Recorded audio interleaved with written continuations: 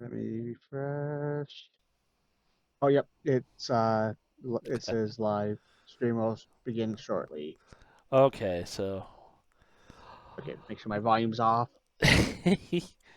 greetings. We are Fellowship Gaming, here to entertain you with yet another tale of daring, disaster, and dimwits. So please grab your favorite drink and perhaps a snack and let us regale you with songs of our misdeeds. Tonight we will be playing Pathfinder 2nd Edition, which is a high fantasy D20 system. If you would like to see more content, please check us out on YouTube at fellowshipgaming.quest, where you can subscribe and hit that bell notification. If you would like to join us during our live stream, head over to Twitch and give us a follow in order to be a part of our live chat. Thank you for joining us tonight. We are doing Majia tonight instead of D&D. And I will turn it over to Justin for a quick recap and to continue the story. All right. Last time we were in Majia, you guys had just returned from your long, sort of side mission to make some money for your survival, where you were just guarding a caravan delivering medicine and food to the smaller, less connected villages and towns along the northern side of the jungles of Restrav, having run into a few spots of danger at the end when you at in the last stop before heading right back to Zanqualtech, you found a smuggler's cove, like a secret hideout that had been attacked by both the Smutzerk insects, as named by uh, Komarov, and Smutzerka. Hmm.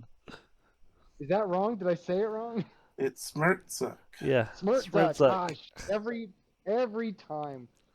It's not a language I speak. Yeah. Smirtzuk. Uh, uh, like these hive-minded insectoid parasitic monsters that you've been dealing with, also being attacked by undead, that they had been utilizing in some way to. There was evidence that the smugglers had been using some sort of binding to maybe ward off more undead, and that's how they were keeping the place running by like making a wall of controlled ones and preventing other ones from getting too curious. But that had been broken by this. That spell had been broken by a more powerful thinking undead creature that had come up, seemingly with a vendetta against the. Now I'm gonna say it wrong again. Smirtzuk. There you go. I Sure. do have it. I do have it written down. That note's just not right in front of me. Smirtzuk, and he released all the bound creatures and came up with his own force, and they were sort of the humanoids were sort of sandwiched between these undead creatures and these parasitic monsters, just sort of having to deal with it for several days of conflict while they were questioned and turned into undead or infected and enthralled. You saved everyone you could. You took some people that were alive but infected in sort of a stasis cocoons back up to Zanqualtech, traveling for an easier than other week, several days, and in giving them to the care of the old priest Kritok, and then seeking help from another priest, Mari, of another of the discipline that. I'm sorry, I'm spacing on names so bad. Kathar's religious leader in the area, Mari. Um, they agreed to help watch over everyone. We spent a long time reading the new rules for remove disease. They're both they're different, and now I know how they work. Um, and you also warned the sergeant of the guard, at least in the bazaar area or the temple district area, Sergeant Brunsby, who is a no-nonsense, straightforward, by the books. Uh, I'm forgetting all the other things too. Lizard folk, forgotten the name. Varst. Varst. Oh, it was right there. And he, having flubbed a few conversations with him, he came out pretty hot and heavy, saying you should just burn the bodies before anything bad happens. They are still alive. I said bodies. They are still alive. They're people. And after a tense mediation between the priestess, and the guard sergeant, as you walked out of the temple, you were greeted by a sort of lithe, dark-skinned, dark-haired elf in a black vest, open chest, very I don't want to say suave, but sort of like the kind of greasy that you definitely like is popular in a bar. And he, Skeevy would be what I'd call him. a skeevy individual, like well put together, but definitely like not hiding his sort of intentions. He gave you a message from the Iron Prow, the Admiral of the Iron Prow, inviting you. The word "inviting" is in quotation marks. To accompany them on their ship to wherever it is they weigh their anchors. And that is where we are now. So the four of you are standing outside of this temple. This man, this elf, has sort of like, he has not motioned for you to follow him, but he has sort of like delivered his message and is walking away. Everybody give me a perception check.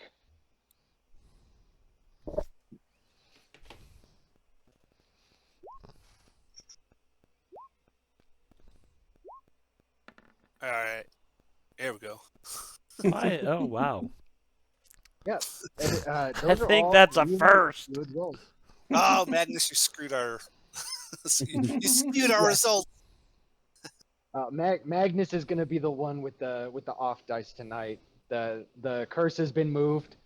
The roll 20 curse has been moved to Mike. It's only So, because it's a non-needed roll. Yeah. So you're all watching this guy, and so Kathot, you rolled the highest, but Komarov, I think you notice it actually sort of the most, but everyone except Magnus notices this.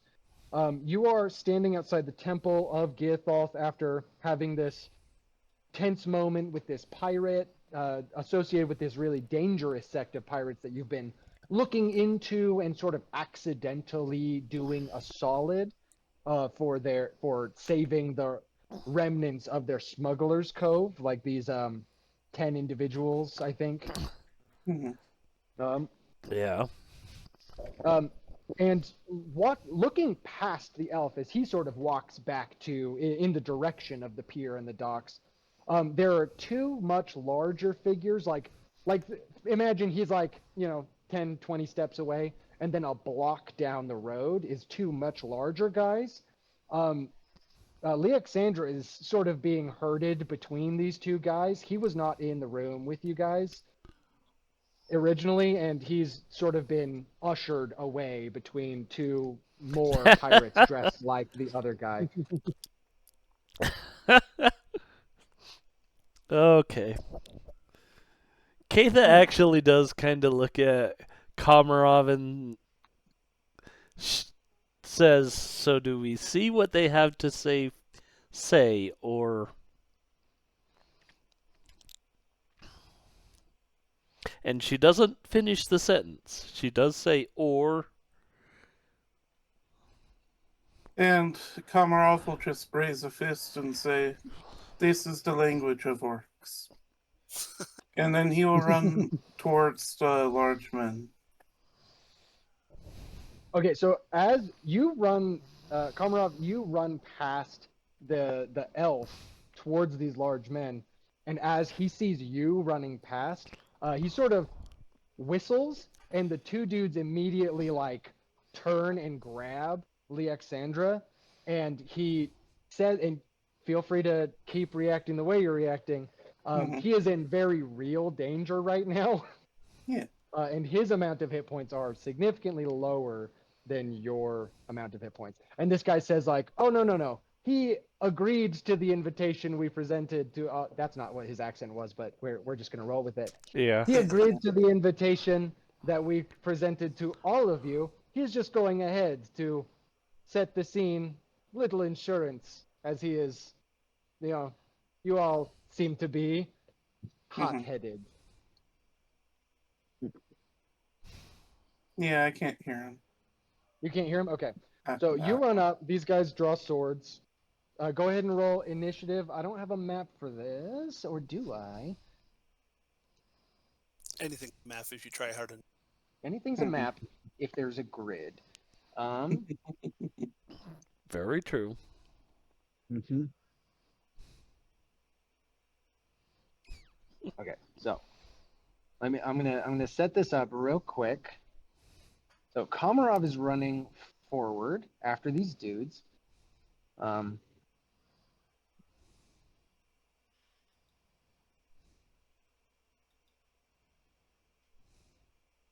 we can have everyone roll initiative. Right now, there it is.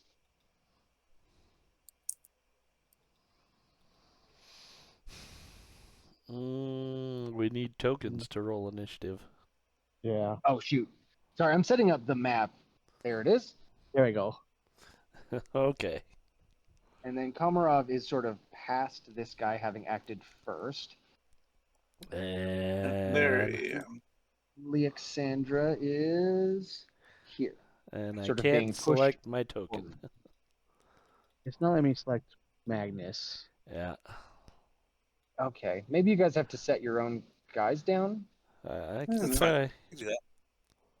Mine was cool. Okay. Yeah. Mine was- Does that one work? Yes, that one works. Okay.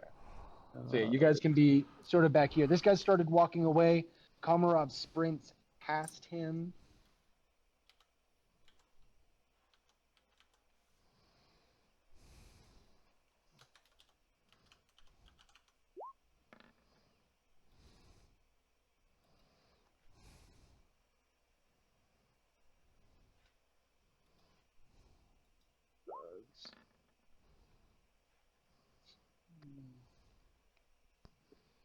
That's the second of those I've rolled.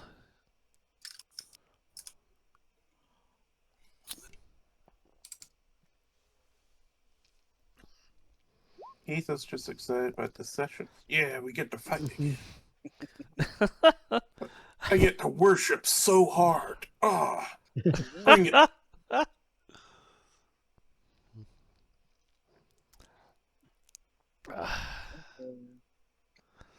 Who is Wilson? -3.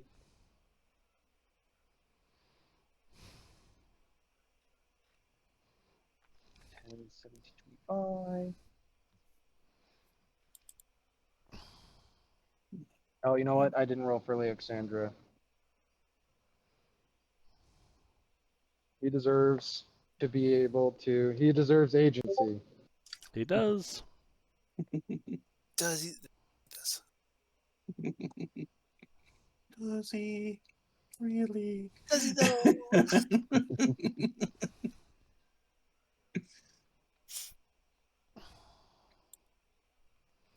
Well, Leoxandra's initiative is crazy good, actually.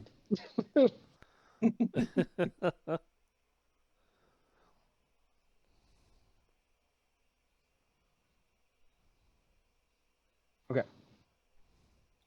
So the first to act is actually Katha.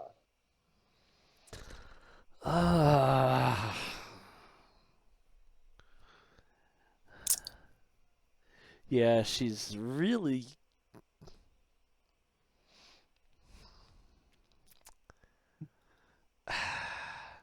She's torn on this. And that's the problem. Mhm. Because she did tell Komarov she would help him in this. So If you I. would like to make any like if you want to make a knowledge check that it doesn't necessarily have an action, like feel free to ask me any questions and see if you can like figure out what's going on. Because I mean, yeah, that's kind of where she's at. Is like, yeah, do I try and stop Komarov because he's about to do something that's probably going to really screw us in a bit? Or do I go with what I said and just. She will draw her sword, so that's. She wants that available. do you want to make a check or ask any questions of me to inform your sort of understanding of the situation or like the dynamics of what's going on? I mean, the answer is yes, and I do. That's kind Mm. of what I want to do is spend an action, and maybe the what I need to do Yeah. is sense motive on those two guys. Yeah. So I'm not even going to call it an action. This could have been like sort of part of the conversation because there was sort of a beat when Komarov was like talking to you where you could try to figure things out. So go ahead and make me that sense motive on the two guys up front. And you don't need to use part of your economy to do that. Okay. I'll give everyone like a free recall knowledge or like non-combat sort of thing. So is there something specific you're trying to get off of these guys? Because what they're doing is pretty transparent. They absolutely will like they don't look like they are violent in the moment, but they look serious. Like these are you're looking at two dudes who are like, escorting someone to where they're going, and they are armed and they look a lot more imposing certainly than Leoxandra, maybe not you guys. Yeah. But it looks like they're like following orders, and that is sort of That's. their their thing. Like they were not gonna hurt anyone until swords were drawn. Yeah, so I think she's gonna try and get there and say. And actually reason with Komarov a bit and say, stand down and let's see what they have to say. No one needs to get hurt.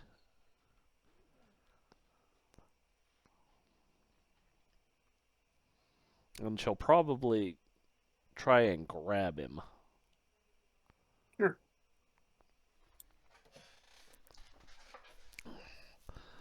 So that's athletics versus your fort, right? Hmm.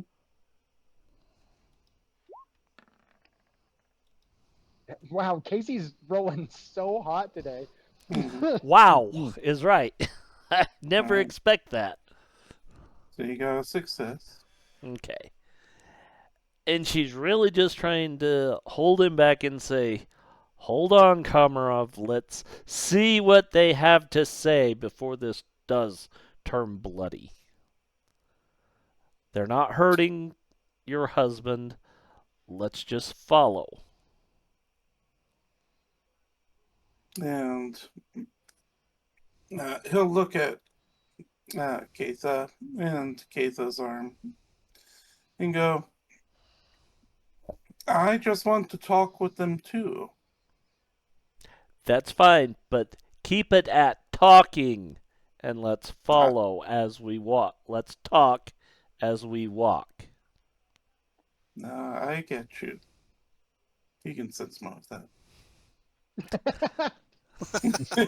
No, so what Nope. I think that is no. So we're not going to count that because if Komarov is the one lying, the aggressor is the one that rolls. You roll against Kathar's DC. Komarov doesn't think he's lying. It's more of a understanding. Because he set it up before, like, oh yes, we're going to talk with fists. Yeah, yeah. And he plans on doing that because Komarov's one condition is simply that they let Alexander go. He's willing to go with them, but that's his win condition. He Okay, doesn't so have to beat or defeat them. They just have to let him go. so Katha draws sword, runs up, grabs Komarov.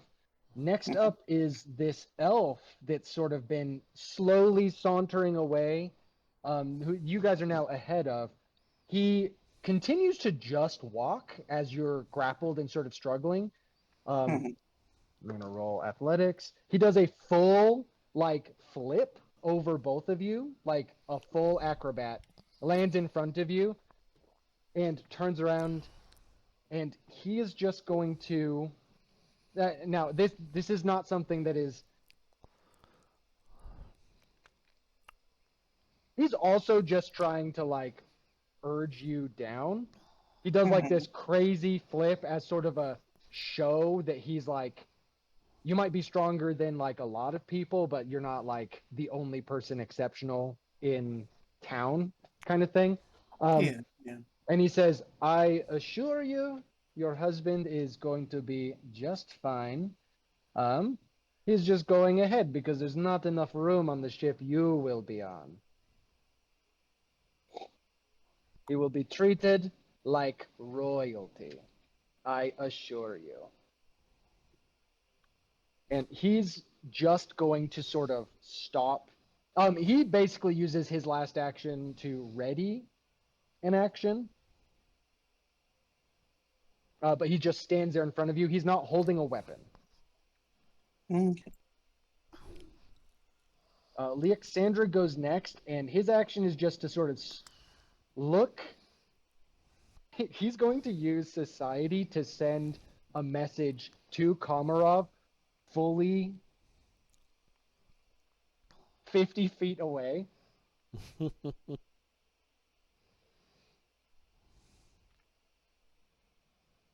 Okay, society is not great. But he gets a 19. And I think Komarov, like, just for the nature of your relationship, you sort of understand this. He's telling you to breathe, telling you to calm down, and he mouths the words, "You can always find me." But otherwise, he's not breaking from these two guys. Like, they're not like holding him, but he is like between them and like a little bit in front, so he can't run back or anything. He's sort of just staying calm.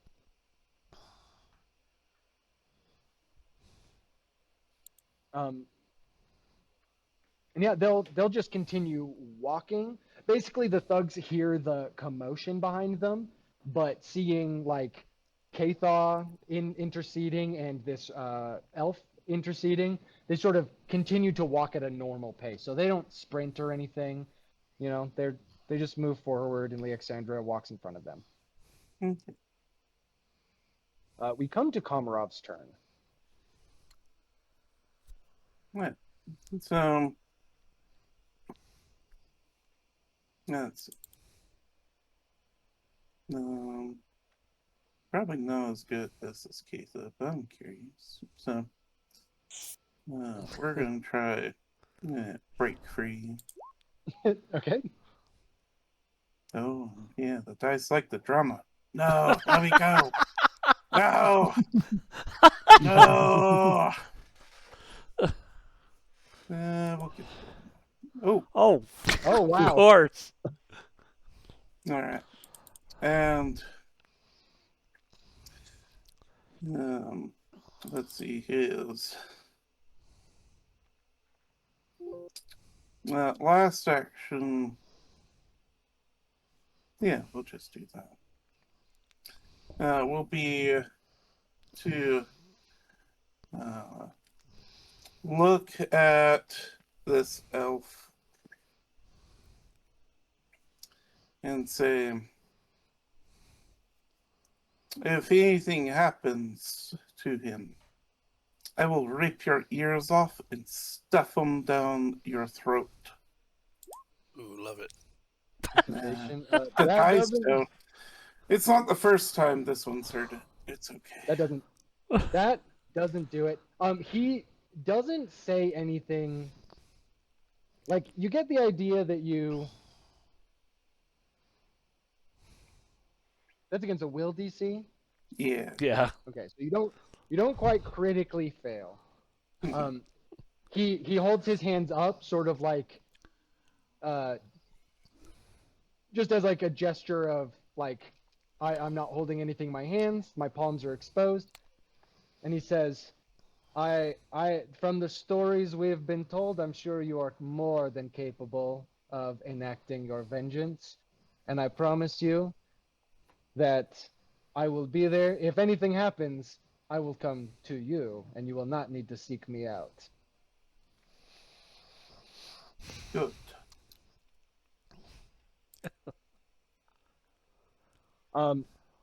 Does Komarov keep gunning ahead? Does anyone else need to take actions? I think Tevin will wait until he's directed. It's like Okay. he's happy to protect his friends, but he's not looking to pick a fight, kind of like the way Keita isn't looking to pick a fight, unless necessary. Exactly. I'll move up as well, like when it's my turn, and just make sure everything's good.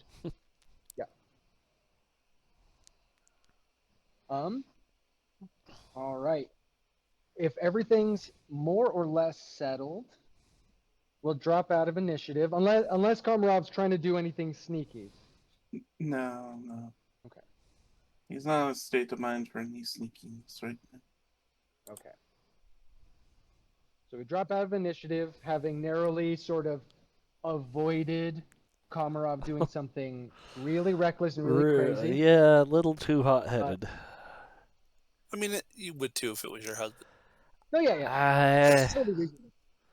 I mean, maybe not Keita, but Keita's like, I could get another. It's fine. yeah, right. Keita's Well, like, maybe again, beating me up for a month. Keitha doesn't go on in Varst. Yeah. That's He's the whole like, take thing. it or leave it. You can get someone else to help raise your clutch. Yeah, I mean, as far as Keitha's concerned, this group is as family to her as any family she's had. All right. So, you guys stand here in Well. some tension. Yeah, there's probably a lot of tension there. Komarov, go ahead and make me either a nature or perception check, real quick. Sure. We'll go nature. Yeah, Nature? there we go. Wow. Yeah, it's so bad. It's okay. Oh. It's rolling you're in good it. before. Unfortunate. Actually feels random this time instead of just top 5 or lowest 5 of the dice. So I'm proud of roll 20. Everyone. So Komarov's like, do orcs get red faced or just? I don't know. They're pretty green. Like right now, Komarov's Rage is in his kinetic aura being activated, and as part of his new level, his anything in any non-magical flames in his aura he can put out, and everybody gets fire resistance. So the water got a lot stronger. It kind of feels like it's raining upward. Yeah. Okay. Everyone's just misted very aggressively. Pretty much. Okay. Like, these are angry water drops. They don't hurt or anything, but, you know. Yeah. They're going in the wrong direction. Yeah. Komarov is just radiating this, like, very hot, wet aura. So, everyone else go ahead and make a perception check. So, Komarov is not thinking very well. He's not attuned with the nature internally. He's attuned to it externally. Okay? Oh, everyone's pretty distracted. Apparently. Oh, Tivin Is is it with not. Tivin comes in clutch. Oh. Tivin, you're sort of looking past Komarov, and this elf is sort of has turned his back on you and is now walking down the street again, just sort of heading to the pier. I believe he gave you a location last time we played, but if not, he gives it to you now. Okay. No, he and it, didn't. and it, okay, yeah. So he gives you the location of the dock they're on, and it is like right in the section of where the St. Caprice has been, or at least was parked when you guys went on your journey. So it's like the sort of shoddier place where definitely people are just getting paid under the table to like look over the books poorly. So you're aware of that area of the docks. Okay. You know exactly where to find them. Tivin, you're looking past this guy and past everyone sort of trying to calm Komarov down, and you see something really weird as like these two large figures are ushering Leoxandra away. That like 50 feet above Leoxandra and keeping perfect pace with where he is a little cloud. Interesting. I will. I think I was standing next to Magnus at the time. I'll definitely like nudge somebody and be like, you, you know, Interesting. also I think Magnus is the wizard, so I'm like, is that your thing or is that a different thing? Because I don't think It's clouds not exist something for underground. me, but Magnus, do you want to try and figure out what it is? It's pretty far away now, but you can yeah. try. Oh, nope. Well, I Is mean, there a skill or something I can utilize as well? if you would like to roll nature, Sure, I got that. I'm trained. yeah, it's Magnus. You know that that's weird. But you can't tell what it is, but you can tell that it's like following. Not natural. Yeah, I, you know, no, yeah, like it's not like a normal cloud is all you get out of it. Um, and with that Komarov, I think they're pointing it out. You're right there. You're hot. Your face is hot. Your aura's around like aggressively misting everyone. And Tivin points and he addresses Magnus, not you. Points at this cloud, and you look up, and you did the proper orc ritual with Leoxandra out in the plains, out in a clearing where you talked to the spirits and they challenged you and Leoxandra's connection. And you fought all of the elementals they sent after you, and you expressed your fears and convictions to each other. You you destroyed little ice foxes. No, it was a fire fox. You fought little ice things. You fought this stone hound. You never defeated the first thing that showed up. The spirit of wind sent a little cloud, and all it did was rain on you guys. And when you had overcome the entire ritual, this very dangerous, volatile connection, the cloud sort of just floated away. And I think you understand the rarity that would be someone that isn't an orc and doesn't have access to a gate, having been granted a boon that is potentially a companion.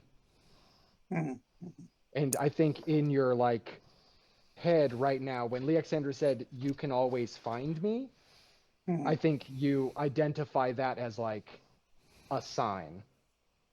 Like you have the elemental gates of water and earth, and a cloud is sort of a manifestation of water and air, sort of a bridge between those two things. Let's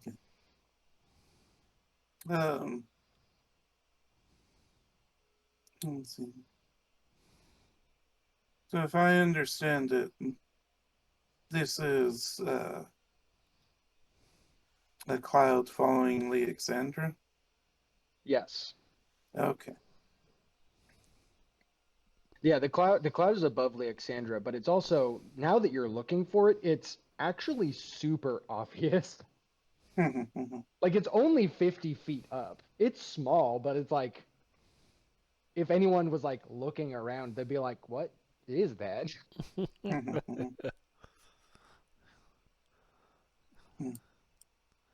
But it's also like you understand it to be an elemental spirit, like a remnant of something.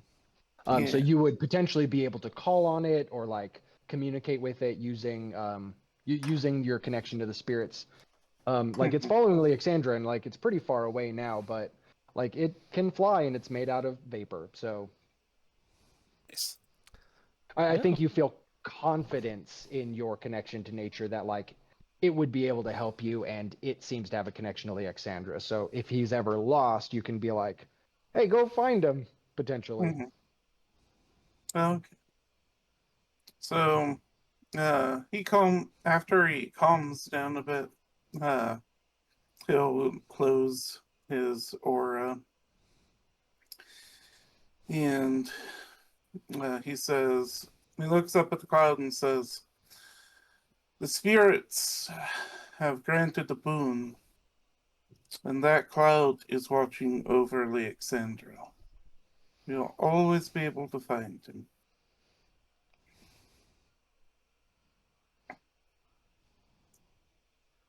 I will not promise not to kill all of these people. No one's asking that. Good. Then Yeah. let's get on their wretched boat. Blech. Um, Okay. so backing, you guys start heading down to the docks. Backing up to something that no a numerical value I had fully forgotten. The money handed off to Komarov, to actually the money handed off to Alexandra to redistribute to the rest of the party from Stardon was 50. It was 45 gold, but he gave everyone 50. So if there were any purchases you would like to um, have made the day previous when you actually got paid, feel free to do that. Because I had forgotten that Okay. number and since have re-looked into it. So you're all given an extra 50 gold from All whatever, right. in addition to whatever you found or sold the day before. All right. Um, So I probably do have striking on my sword now. yeah. Math. Damn it. My nemesis. Same. Uh,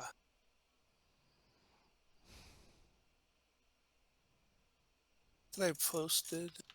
We had Okay. runes you can move. We just need to afford to move them, right?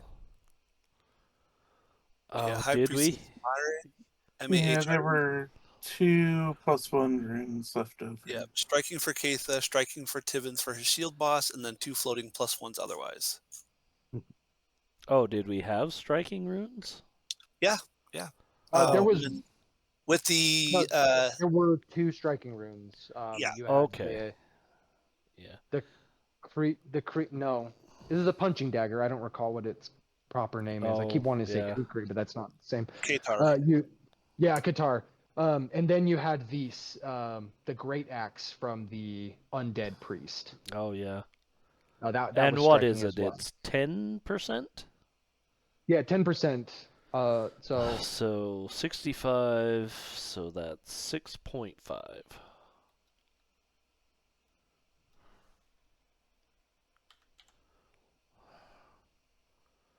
Okay. and I think Magnus already had a Magnus found a magical weapon that he just didn't tell anyone about. Yeah, that's true. And that's fine. Mm. Okay. Adjustments made. Hmm.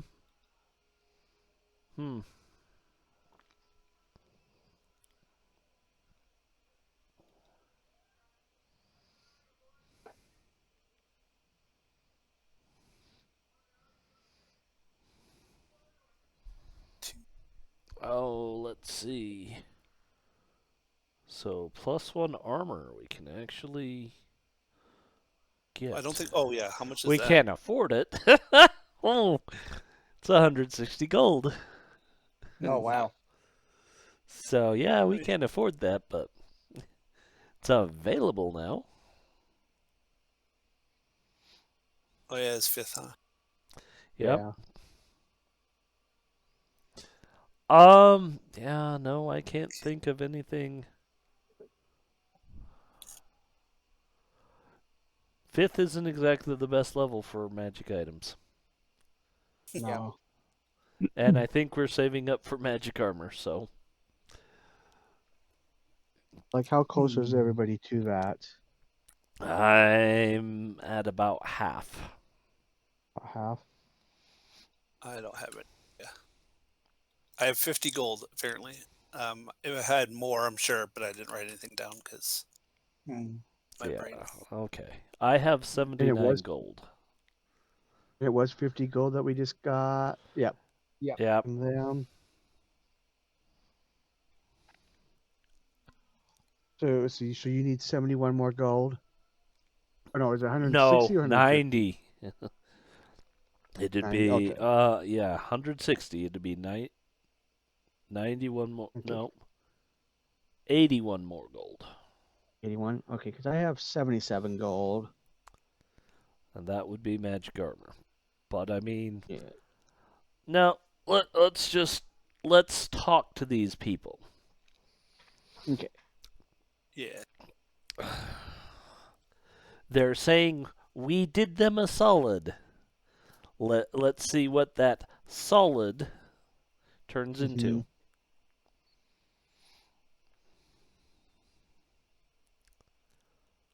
Yeah. So you guys head down to the docks. Sort of walking down to the dock number that he told you. And as you're walking down, you actually can still see the Saint Caprice has like returned to their spot. You're aware that they like wait. They will potentially wait for the spot and like the guy that is their contact to get there, and they are sort of like um, loading some stuff up um, onto their ship. And as you approach, the ship you're approaching is larger than the Saint Caprice, and the name on the side of this one says in like Brol letters. Does anyone speak Brol? No. No, those are mine. So Leoxandra was the one that spoke Brol. Yeah, Mhm. the Yep. Brol speaks Brol. Can't imagine Brol that. speaks Brol. Yeah, that makes sense. Yeah, the letters on the side of the ship are Brol letters. I mean, it looks like most of the crew is Brol, but like it's pretty eclectic as well. And the elf is standing on the ship and gestures for you guys to come up the plank. So the thing he told you is that you were being invited to where they like do business. Uh, okay. to make this really clear, in case that implication wasn't direct, you will be sailing away from Zanqualtech. Yeah, Okay. Well, we that figured that was because they said that the other ship that the Yeah. husband was going to be on was different. Yeah, yeah. so That I just kind of threw it wanted all out clarity. there. That's all. Yeah. Yeah. Mhm. So you see, he's sort of offering the plank to get up onto the ship. The sort of larger ship, the one larger class up from the Saint Caprice, more people on deck, and they seem to be like more straightforwardly like bigger, more serious people. But you're not seeing anything.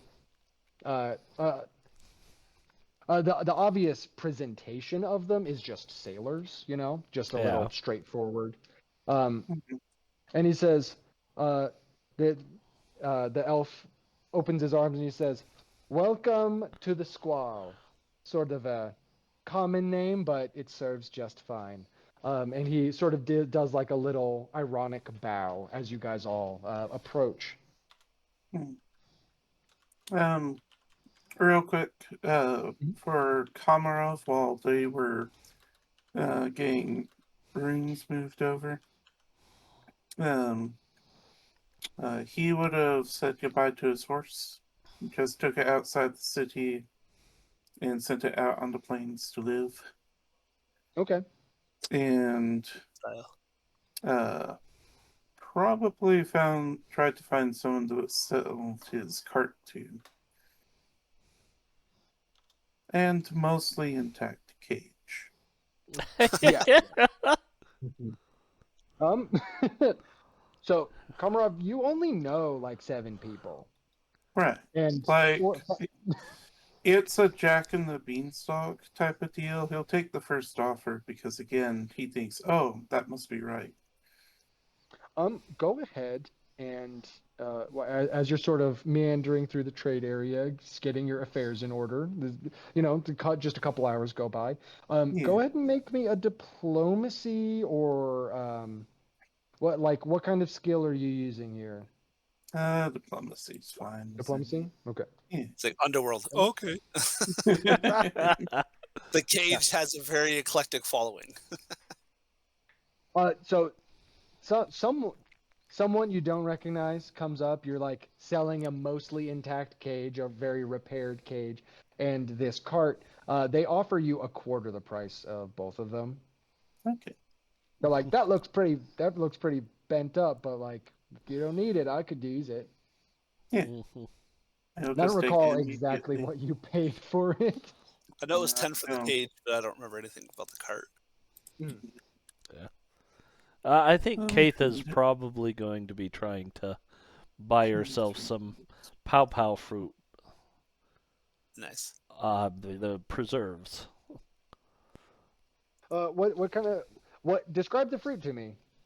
The pow? Yeah. Let me go look at what I said.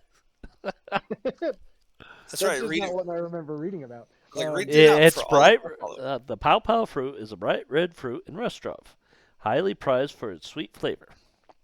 Fruit is difficult to harvest or transport due to it being fragile and bruising easily. Pow grow near fresh water and can bloom all year round near the larger rivers and lakes. The difficulty in harvesting makes it a delicacy.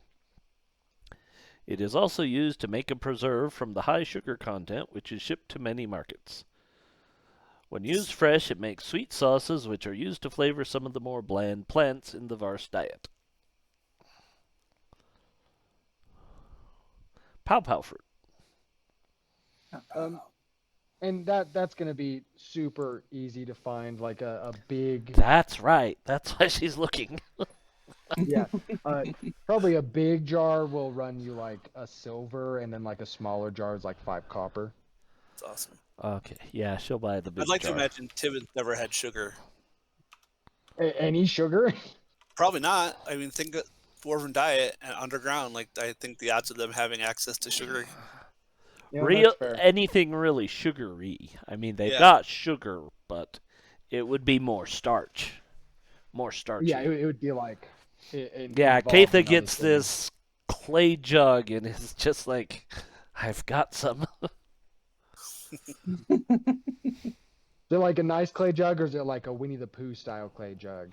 No, I mean, it'd be a nice clay jug. Okay. Very, very fire hardened, tough to break clay jug. Yeah, like a. Yeah, you find someone who's like selling the preserves they make, and then they like point out that they have like their neighbor makes all the jugs, and they're like stamped with like their dual seal. They're like a little partnership. Yes. Nice. So yeah, Katha has probably shared her preserve. It's up to Tivin to decide, is this good or really nasty? Yeah, I don't think he likes it. I don't think he would Probably either. too It's like, sweet. yeah, way too sweet for him. Make a fortitude save. Is he going to get sugar addiction? Yeah. No, not addiction, just like a full like baby's first sugar high. You Yeah. definitely feel it. It's in like the back of your eyes. You can feel like the buzz, but it doesn't overcome you the way like chugging a pot of coffee would. But you're like, I think you don't like it, but you see like where the repeat comes from and like what it's basically what it's used for in nature, you're like, okay, You're like, I get it. it gives you just a full rush of energy, and some people just use that consistently. Yeah, so you guys get your affairs in order, and you are heading out, boarding the Squall, and anything else anyone wants to do? You've got the sort of docks here. Mhm. Um, Um, let's see. The Saint Caprice just here, right? yeah, it's like two docks down. They're like Okay. they're like you could literally throw a rock that far. Specifically you. I don't know That about he can anyone. throw rocks really far. Yeah, he can throw rocks really Makes- far. Hey, Justin, quick question. Yeah. This clay jug, is it one bulk or light bulk? Let's call it. You know what? Because it's like a big clay jug, I think it's gonna be one bulk. That's fine. Just for the shape of it, you know. Mm-hmm. No, I um, fully anticipated it being one, but I had to ask. Yeah. Yeah. Valid. but Komarov will wave, will, after selling the cart and cage, will um, go and try and get some from the Saint Caprice. Are you doing this surreptitiously or doing it in front of the crew of the Squall? I don't think I can really hide it from them. And I don't think I really care. Okay. So they can see. Yeah. Who Um, are you calling over, or is it just anyone? just someone on the docks, because from his last time on the sea, he's like, I know I'm not just waltzing on ships, and ships are also bad for me. So if I can talk to someone on the dock away from the ship, that's better. Yeah. So Not- you wave. You try to wave someone down from the Saint Caprice, and on the dock, sort of coordinating the like crew or who are currently loading things up is the orc Anton, the first Mhm, mate, and he sort of catches your eye and starts to walk over, but then from the deck, mhm, the bosun, one of the twins, Eli, leaps down from like fully just jumps down, like no shirt, no shoes, the like sort of what do you call those? The kind of pants where they're like cinched but really baggy. yeah. I don't know what those are called. The Um, Aladdin pants, but they're like up just under the knee instead of down at the ankle. The yeah. pirate call them pantaloons. Yeah, like the pantaloons. They're like baggy pantaloons. He leaps down, smiling, just like red hair blowing, sort of as he Mhm. jumps down, and he looks really excited that you waved someone down. Uh, and Eli walks up to you and like does reaches out to like shake your hand in like a very aggressive, excitable way. Mhm. Eli's the guy that you got into that big boxing match with. Yeah. Yeah, yeah. I remember. um, it's been a while. I just wanted to everyone on Yeah, the same yeah. page. It's okay. It's for Yeah, the audience as well. yeah. There you Yes. go. Um, Mhm. and he's like, Komarov, are you heading off? Yes. And he points to the big ship over there. That one. Yeah, Uh, you hired another ship to get you where you want to go. I thought we were friends, right and true. uh, well, you see, we didn't hire this one. They are taking us. More a Uh, suggestion. are you trying to send a message to Eli, or is this just straight up? This is just straight up. Okay. He's like, Um, these are the, as far as I know, these are the Iron Prow you have warned us about. uh, Eli's eyes like really narrow, and he starts to he keeps the smile, and he's like still holding like your the forearm grasp. Yeah, yeah. Um, Oh, are we and, all there? I think I you're don't know. definitely within eye line. but I imagined Komarov sort of meandering off Meandered while off. everyone else was sort of getting up. Mhm. So if you, I I do think want to Keitha say, is looking at Magnus with this deer in headlight look like, is this bad? I believe uh, so. yeah, everyone go Find ahead and make out. perception checks or underworld lore checks if you have that available. Um, 19's really good. Magnus is distracted. Mhm. Tivin is Yeah. Tivin remembers the one and only time he was on a ship. Not only was it shit, not only was it bad, not only did 8 people die in a freak storm, you also like are made of stone, and you know that falling into the water means dying immediately. Yeah. So I think Tivin is steel stone. Tivin is doing the dwarf. I wanted to make a joke where instead of stealing yourself, you stone yourself, but then I was like, Tivin getting stoned would be just normally everyone getting stoned. So Tivin steals himself. He's like standing at the dock, bro. Yeah, Singing. okay. I think Uh, Keitha realizing that, oh, this is not good.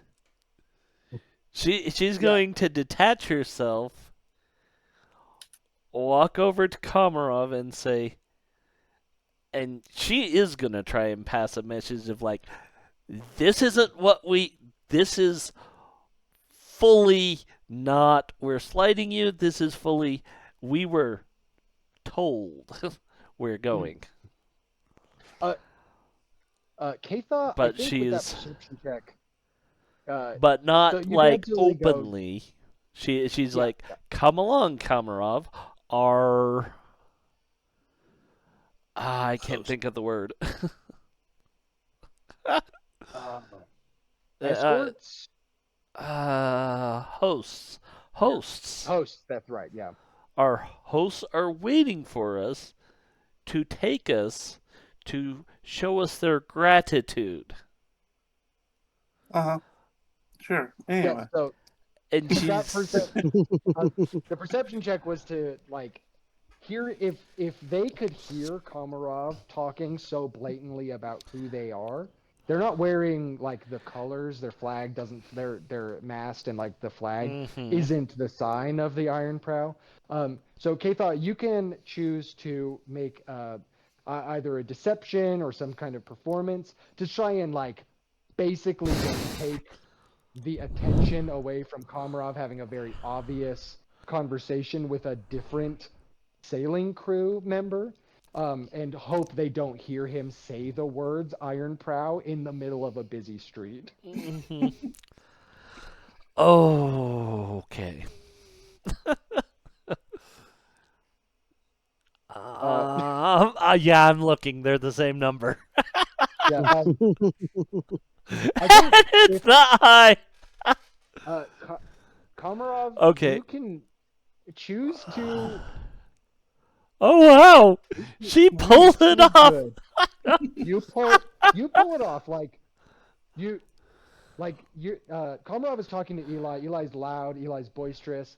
Eli is showing off just all of his skin, and him and Komarov are having sort of a loud conversation. You see, like the elf that came and spoke to you guys, who very much appears to be an officer on the Squall, is Oh yeah. slowly moving towards the deck to get like better earshot of what's going on. And you walk over talking about like our hosts wish to show us their gratitude, talking right over Komarov sort of spilling too many beans. But Eli does hear it, and his eyes narrow, and he gets really serious. He keeps the smile on. He keeps his grasp as Kathar comes up. Did Kathar want to send a message to Eli? Yeah, she's trying to. What was the message you're trying to give? The message is more of a not by choice. Ace, but we're not Okay, in yeah. trouble. Uh, Does that make sense? Yeah, go ahead and the performance is good. Go ahead and make the society check to pass a secret message. Eli is focused. God damn it. Okay. Yeah. So you, but he gets. He does get like the words host, gratitude, and all that stuff. I think his sort of calms down, but he leans sort of lower to Komarov as you're trying to like lead Komarov back onto the deck, and he says, like, we made a promise, your crew, and he like puts his fist against Komarov's chest, just sort of like in a moment, and then you all walk off, and he starts to walk back and help load boxes up onto the Saint Caprice. Hmm. It's funny that Keith is the most socially aware right now. Yeah, yeah. Tivin is having an existential moment. What's Magnus doing? What is distracting Magnus? Probably just everybody to the porch, probably just checking things out. Probably looking more at like who could be possibly smugglers and all that. He's more probably I aware of think that they're situation all than like them actually talking. smugglers. But like Yeah, also Magnus, I like kind think of the what they're thing, doing, like yeah, the what thing what that's wares are they? distracting is like you're looking around and being like, man, down here they don't even hide it. I think you roll a really bad underworld lore check to understand like the dynamic of what's going on, but you're looking at people, you're like, man, none of these people are doing anything by the books. At least on Is it this really side smuggling of if it's legal? Yeah, no, that's the other thing is like they might have smuggled it from somewhere and they might be smuggling it to somewhere, but here they're not hiding it. Um, yeah, so you guys load up onto the Squall, and this crew, again larger than the Saint Caprice, sort of gets everything squared up really quickly. You notice that there are like seats in the below deck for oh, what do you call it? Oars and stuff. There are on this ship, they have mounted on the back two large ballista, and then on the front they have a wait, what is this one? Yeah, so they have no, they have one ballista on the back and then one on the front. Because there are no cannons in this setting.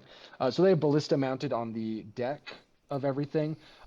It doesn't look as though everyone is armed all the time, but they don't hide where their weapons are. You know, pretty standard sailor's fare. Yeah. The people, three individuals come up to you. One of them is the elf that extended the invitation. Oh, do we get names now? Yeah, yeah. So he walks up with two other people, two Brol. One of them is wearing fully like the stereotypical captain, pirate captain's hat. He is armed. He's wearing a full coat. He does not extend his arm out, and he's sort of like a black coloration. His fur is really dark. Um, and the other one is sort of a more standard, like what you'd think of as like what a lion's coloration is, and he's smaller. But they're both Brol, and the elf introduces himself as I am the. Oh wait, who are you? Yeah, he says I am the first mate, Rafa. This is the captain Voldemort, not Vladimir, not Voldemort, Voldemort, and the quartermaster is Alonso. And they all sort of like give you a nod, and then the other two immediately walk away. Okay, so But Rafa Rafa's the stays. first mate. Yep. Okay. And then Voldemort is the captain, and Alonso is the quartermaster. Those are the. Voldemort is Oh, the what do you call it? captain? Yes. All right. They are in the book of Okay, Krakens. and what was the last name? Alonso. And he's the quartermaster. Yeah. those are the officers on this ship. But otherwise, there's like 20 other dudes. Yeah. I just wanted to make sure I had the name. Oh, they're hardly what I would call allies. Yeah. Yeah. So they set sail and they start heading out to. Are you good? Yeah. Yeah. Okay. Oh no, sorry. Hannah kicked something, and we made a sound I didn't like. But everything's fine. Okay. You guys start to head out to open sea, and Rafa informs you that it's going to be probably you're leaving like sort of in the afternoon, and he says that you should be there by tomorrow night. Is there anything anyone wants to do over the course of this sailing? They don't require you to do any work, and in fact, they actually provide you with like a guest quarters. Like there's the captain's quarters, then like where all the crew sleeps, and then this ship is just large enough to have like another really little room. It's still pretty utilitarian, but there are enough like cots in there, and there's like a little trunk for like actual guests like they might do like actual escort work. Nice. So you guys have like a little area that you could potentially like have some amount of privacy in. You don't need to be with the crew. I But mean, otherwise, they try to make if sure we've you're got comfortable. time, I think Katha would probably just be seeing if Tiven wants to train and spar out on the deck. Yeah, of course. Yeah, so you guys are getting ready to sort of spar on the deck. Is there a just question for Casey? Are you trying to intimidate the crew, or are you trying to indenture yourself to them in some capacity? No, it's we're occupying. As far as Kath is Okay. concerned, she's occupying time. Yeah. Okay, perfect. It also gives us the ability to kind of like look at the crew as they're Yeah, doing the job. but I mean, she's probably not in her armor at this point. Uh, oh yeah, I don't know, And like she has her holy symbol out and visible if that matters to anyone. um yeah, you guys can go ahead and make perception checks to sort of size up the crew, if you would like. You go ahead and roll those. Magnus and Komarov, are you attempting to do anything, or like how do you occupy your like? It's going to be like 30 hours. It's 30 hours. You said there are chests in the room? A Yeah, they trunk, provided you like a trunk to put your belongings in. likely It is empty bolted to when you the get it. floor. Right. How big is the trunk? It's big enough that you could get in it. Okay. So it's like a decent sized trunk. All right. So, he will sigh and empty out the trunk, It's empty. and then I don't know that. So He he'll said empty that. it. Uh, Literally, Justin said it's empty when you arrive. I don't remember hearing that. His husband has been kidnapped. He's confused. Guess. Anyway, so Escorted away peacefully. I'm just going to fill it with some earth and water to make mud, and then Okay. heat it up, and I'm just going to relax in it. Oh, Oh, okay. he made a mud bath. That's pretty ingenious. And like, it's gonna be great. Who knows how long we're gonna be Yeah, you submerge yourself to the neck, to the chin, in this hot mud in this trunk, and you sort of just are sitting there. What is Magnus doing? I think I'm gonna be trying to start working on building a scarf. Building a scarf? Okay. Well, I have magical crafting, Hmm. so I get. Oh no, it's a handkerchief. Oh, The okay. Negro Man handkerchief. So I gotta reread all the formula stuff on it because it's gonna take a while, but I'll start working on building that. All right, yeah. So you put some hours into uh, the crafting of that, and when you so I know you're working on that. When you come to like the amount of time needed in, that's when we'll have you roll your check. Yeah, because Uh, I think I'll is do it? at least It's the initial roll after like a day. yeah. Let's see. Okay, thought you're looking around at this crew, and they look just sort of sizing them up. They look more intense than the crew of the Saint Caprice. Like just from a mechanical standpoint, these guys have more hit points. They would hit a little harder. They look a little more battle ready.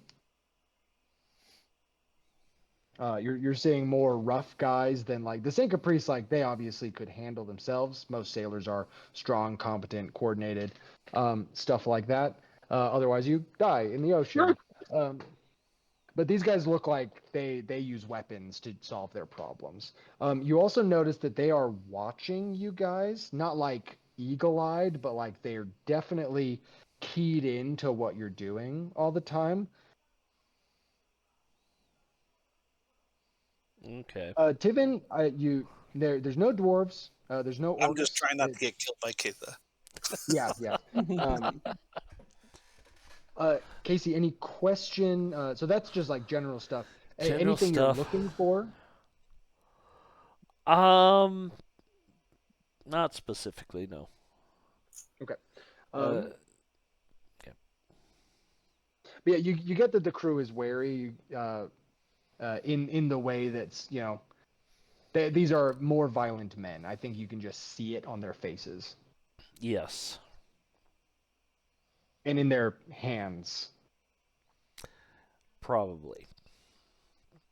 And they Tivin, probably have more scars. a lot more. uh, they're still not shy about showing it off. They're like mostly also going shirtless, but you get a lot less like performative billowing and like open chestedness than you got on the Saint Caprice because most of them were elves and most of these guys are Brol. So still shirtless, but a little less like presenting themselves in the wind, in like a flippant, potentially sexy way, depending on what your tastes are. Um, less games going on. Like these guys take things like there's dice games at night, but they look like serious about it. Like there's laughing and stuff, but the attitude is just a lot less like, um, a lot less family like and a little more business like. Um, Magnus is working on that. Go ahead and roll your guys's. Well, best 2 out of 3. Let's roll some athletics checks just to see how your sparring goes. Okay. We'll see which one the crew deems to be. Oh, what is this first move? We'll call it the end of like a full like square up. What's the move that Tivin does? Well, so Tivin would almost always use his shield, and I have that aggressive block. So I think Keitha went to do something, and I overblocked and pushed her to the ground, as I would. Yeah. Yeah, probably like 5 feet away. Yeah, you full Well, on a throw critical, to it's them. actually 10, but yeah. I know, but I know. yeah, It's no, still... she definitely wound up on her ass on that one. The crew's been sort of letting like they cleared room for you guys so you could do your thing. They're very deliberately making you guys comfortable. Tivin throws Katha down, and you hear one guy just ooh.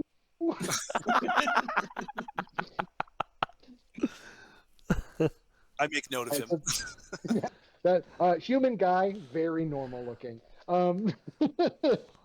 Another guy tries to shut him up. Yeah, go for it too. All right, here's where you get it back. Maybe. Okay, that's pretty good. Yeah, there it is. Nice. Not as extravagant. What does it look like? This is probably So do we actually have our weapons, or are we just barehanding this? Well, Tiven, he has. I don't think he's armored, but he probably has his shield at all times. Yeah, that's what I'm Yeah. thinking. They And did she not has her sword. specifically ask you to give up your weapons. Yeah. Yeah, and he doesn't Okay. have the boarding pike anymore. Like that's not a core part of his character. Yeah. Okay. So with this one, he probably goes for a shove, and she pulls her sword around and pushes the shield out of the way, and gets her sword up against his neck. Yeah, you don't get an ooh, but you Uh, definitely get like more people sort of stop pretending to work or stop working in the watch. hmm All right. Last check. Let's see who comes out on top. There we go. Brutal. Wow. Oh, yeah, I think she probably just gets a little overexcited with this one and gets kind of both of them spinning and Nice. probably gets Tiven spinning a little too hard. And now he eats ass. And yeah, he Ah. probably eats a. Yeah, you fully like Tibbin like rolls and like whacks his face against the deck. Same guy, same guy. Like, damn. Just one little reaction. But the crew is now like definitely looking. Go ahead and make me a performance check. Yeah. Just not on purpose necessarily, but we'll just see Fair, how the fair, crew fair. sizes you up. I mean Not terrible. that's not bad. Oh, nice. Hey, Do it. No, you is that a both do plus zero for pretty well. us? It is. Oh no, it's +1 for you. Okay, Plus one. still. You see a mixture of reactions where some people were sizing you up and are sort of like, how hard would this scrap be? And you get other people that are just like nodding, like they're like that. Those are some people that can really take care of some business. Like the split is like, you got people on here that are like in it for the money, and you got people that are like enjoy the fighting. So there's the guys that are like, could I take you? And other guys that are like, that would be an interesting bout, sort of thing. That's like the split on the crew here. Mm-hmm. Very People that want to win fights and people that want to enjoy fights. Yeah, you both you both put in like a really good show. You both get some great crits on, and you're both just so muscular. You're both so muscular on the ship.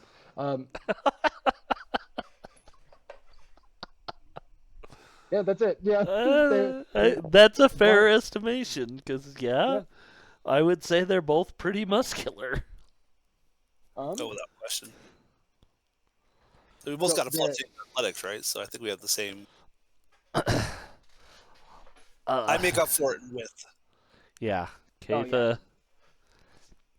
Yeah, you're a muscle But- mommy, and I'm a girth. Yeah. No, that's not. Short King. I think they just say Short King now. Short King. Yeah, I like that. You're- I was only Yeah, short king. these dudes have also. I think with that performance check, I think this is something that I think Tiven probably just assumes at this point. None of these people have ever seen a dwarf. Oh, that's fair. Yeah. The Duke of Girth is pretty good. um, okay. Yeah. So the ship sails through the night and into the day. Everyone is just going about their duties. Nothing crazy happens. Off in the distance, towards the end of the day, the sun is sort of. Towards the end of the day, when we And- find our trunk full of mud. Yeah, you find. Yeah, you find your It's trunk like- full of mud. It's Uh, like, Baby. Komarov, I picture Komarov like down to the eyes in the mud, just sort of eyes closed, just fully meditating Mhm. in this hot mud, and like the top of it has crusted over because it's dried. Hmm. He is just in there. Marinating. That's the word. um, Yeah, Komarov's in the mud. You guys, so towards the end of this like 30-hour trip, you're pretty far away from any land masses. I think like just with the way this strait works, you can kind of see like in the deep distance, because we established that's a pretty big distance, even though there are like continents there. You're like way at, you're closer to the Minralthan side of things, so you can still see like the hills and mountains, but they are like far away. You're seeing them over, sort of like where a horizon would be. Mm-hmm. Um, and you could probably also see like the tallest of Restrov's mountains, but you're like pretty in the open ocean, and you can see that like out farther at sea, farther away from the continent, there is sort of this storm front coming in. Like it's going to be like a stormy series of the next couple of days potentially. Like and sea storms can be so brutal. As you guys have discovered that one Mm-hmm. time where again 8 people died and you almost died. And you rolled just so poorly. Um, None of you are sailors. Um, you start to see that there's like this series. You see that like the officers get a little more serious and involved as they're approaching what looks to be like an island with like a little fort on it, and then like a bunch of shipwrecks around it, and then like a bunch of like those tall stones that sort of jut out. There's this little series of islands and like these tall stones that have like a bunch of wrecked ships on them, and it looks like they've made sort of a little city out of um like Okay. basically building scaffolding around the closest stones to the island, but then the island itself has like a fort on it. It's basically when I say island, that's being really generous. This No, is like the water world flotillas. Yeah. I like even kind of smaller than that. Like this might be um like a little bigger than a football field, but it is entirely like a fort with fortifications and then piers coming out of it. But everyone, go ahead and make me either nature or perception checks as they sort of get everyone together. They're getting ready to like dock, but it is going to be like a little bit of a process just to understand what's going on here. Nice. Those are pretty good. Komarov's still distracted. You've got mud fully in your ears. You haven't cleaned them out yet.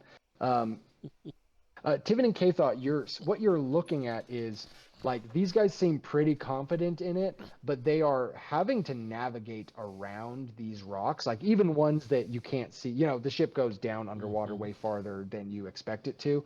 They're like referring to like a map that they have that is just the rocks to avoid getting dashed on them, and they're like timing it with the tide, like coming in at this time of day probably is a little bit on purpose. Um, and what you're seeing is that like getting in or leaving this place is just a little more complicated than maybe going to another place. Whether it's a reef or these big stones, like coming in here takes some pretty serious sailing skills or Mm-hmm. really competent knowledge of the area and like what the landmarks of the area are. And it takes them about 10 minutes of like sort of winding their ship in until they get to a place where they can fully dock. Okay. So you guys notice that it's just like there's some like bad sea danger. You also notice that the store is heading sort of this direction. That you both rolled well enough that like the storm is going to hit you guys, and you probably have a day before it like hits what this island fort is. Um, And you also see that there are three. There are with the addition of the squall, there are 4 ships docked on these little piers coming out. They're like anchored down, and they have around them there are also the like little ships, people doing repairs and stuff. Like there is the squall, and then 2 way smaller ships. One of them you recognize. just having been docked next to this one earlier in the week. Do we see As you them guys were, escort like Sandra off that little ship? yeah, you basically you see this ship and you're like, oh, they were right there the whole time, and that's the ship that, you know. Now you put that together pretty easily. You're like, okay, yeah. But those are smaller ships. There's the Squall, which is like a pretty large ship, two like little cutters, which have like a crew of like 12 instead of like 20. And 12 would be high actually. I think a cutter can use 6 or 8. But then you see like a full galley, like a ship that can have like 50 people on it, depending on what is going on. Okay. And that one has like, um, and that one also has Brol letters on the side of it, and it's like all of them. None of them have like their shoot. The sails are all down, the flags are all down. They're not running any colors, you know. They're like fully docked and like here for repairs, refitting. They live here, whatever. But you do see like a really large ship that can have like kind of a lot of people on it. And that seems to have like a really big, imposing ballista on the front of it, and like little windows for like a bunch of oars. So it looks like a pretty big deal as you come up onto this area. So after they are done sort of doing their docking procedures and stuff, and the plank goes down, you guys are sort of encouraged by Rafa and the other officers to disembark, and the crew sets to doing their restocking from what appears to be stores in the structure. They like walking around on planks on the outside, these like little scaffolding sort of things, and they lead you into what is like a huge building that has kind of a super big tavern feel. Oh, yeah. And this place is full of dudes. But it does. I do want to say that like it doesn't look like it could have very many more ships than these 4. Like it looked pretty full. Okay. Yeah. So this like place is kind of at capacity both in people and in ships. Good Yeah. to know. But you're looking at like maybe north of 100 sailors in this sort of tight space. And they all seem to know what they're doing. And Rafa comes down and presents, like, opens these doors into the actual structure itself, and he says, "Welcome to the seat. Welcome to one of the seats of the Iron Prow. This one is called the Mausoleum because of all the dead, because of the ships outside. They're all dead. Like, you know, it was more clever like 60 years ago." Sure, that makes sense. True. It's like it makes sense.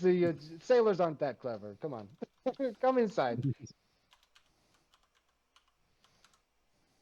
Yeah, you guys head inside. Is there any questions anyone has for me, or anything they want to be doing, sort of as you're escorted inside? At the moment, no. No. Just keep my eyes open. No. Again, looking for Lake Sandra. Oh, that is interesting. Is everyone just sort of seeking as their exploration activity, or is there anything else going on? I'm just No. gonna seek. Yeah. Yeah, I think Okay. seeking's it. Hmm. Like normally I think I would do like detect magic or something like that, but I'm pretty sure that's gonna be way too obvious of stopping every so often, Yeah. looking around. So I'll just look with Yeah, my eyes right now. yeah. Open spellcasting probably a bad idea. It is at this point. They sort of come to like it almost feels like a bar, but it also kind of feels like there are like several bars in this place, like just that structure where somebody's standing behind it, just a counter where somebody is like posted behind it. And Rafa comes over and he says, "If you would all check in your weapons at the counter, please." Okay, yeah. Katha will drop her weapons. As you present the weapons, this person behind counter, which is this another Brol sort of puts like a bag over it and the equivalent of like a twist tie with a tag on it, and they're like, name. Keitha. Keitha? How do you spell that? He has like a pen and a Yeah. quill, and he like Okay. Yeah, she uh, spells her name. okay, yeah. He writes it like really deliberately and legibly on this bag that he's put like your, and they've got like really long bags, like they expect swords and stuff. But he like ties it off and then sets it aside. It's got your name like big on it, Mm-hmm. so it'll be easy to find. They don't get anyone's stuff mixed up. And they go through that process with everyone. Uh, how many weapons do you guys divulge to these people? Just curiosity from me. Well, Keitha's got 3. Yeah, Tiven has none technically, although they would consider the shield a weapon. Then Oh yes, yeah, obviously, and they I think they definitely would like. because I used it with our sparring session. So yeah, Yeah. Yeah. I So mean, yeah, I Roth, just have I have my staff and my dagger. You wouldn't deprive a young nerd of their walking stick, would you? it's like we watched a movie once. He is uh, too weak to survive without it. He needs his third leg. Whoa. uh, do you want to make a deception check? Sure. Go for it. That's okay. That's not bad. But this guy is following like procedure, and he says, "Oh, I don't care about that. You could carry him. Okay. You got those fancy arms. You could carry him. He looks like he's walking fine. Give me the stick." I shrug and pick up Magnus. Okay. Just fully painted up. Yeah. Yeah. So, does anyone give a fake name? They know your names, but Probably. I don't know.